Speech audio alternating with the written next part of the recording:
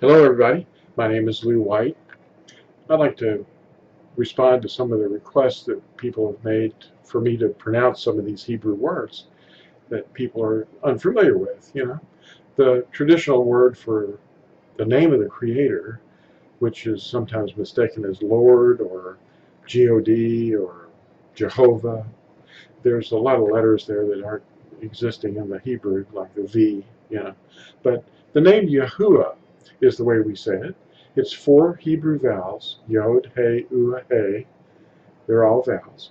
And the first letter being a Y, and the second being an A, and the third being an H, produces Yah.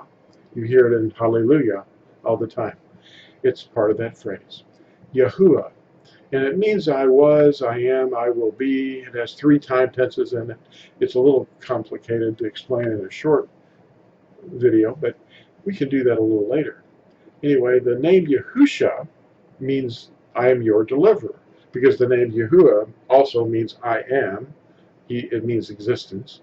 So Yahusha means I am your deliverer because of the suffix Yahusha.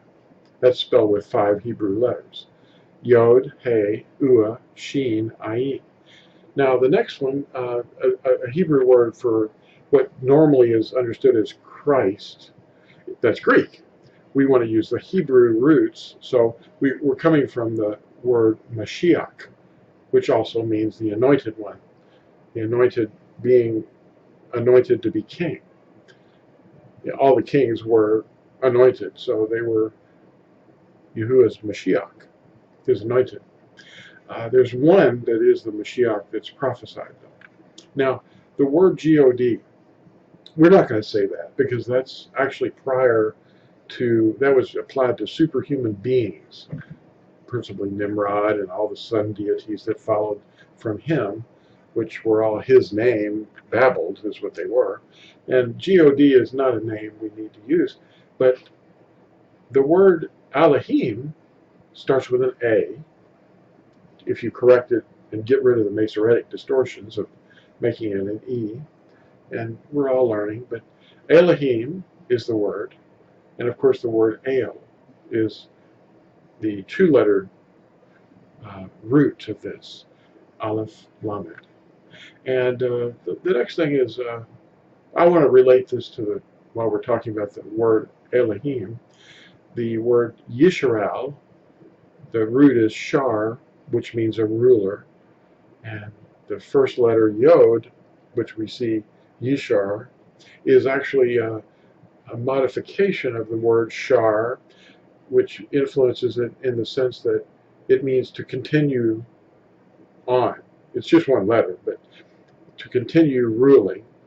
And then the suffix at the end is Alahim, or Al.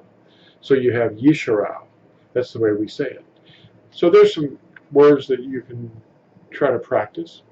Yahuah, Yahusha, Mashiach, Alahim, and there's another word, Natsarim. Natsarim is what we are. It's at Acts 24, verse 5, if you look it up, and you'll see it in most of your translations as Nazarene. The Z is a little distortion, but because it's not a Z, it's not Naz, it's Nats, Nazarene. And it comes from actually the idea of a branch, or a tree. He's the root, we're the branches of his teachings. That's what it means. And the word Natsarim is a plural word, comes from the word Natsar, for branch or guardian. The singular is Natsar, and Natsarim makes it plural. One would be a Natsari.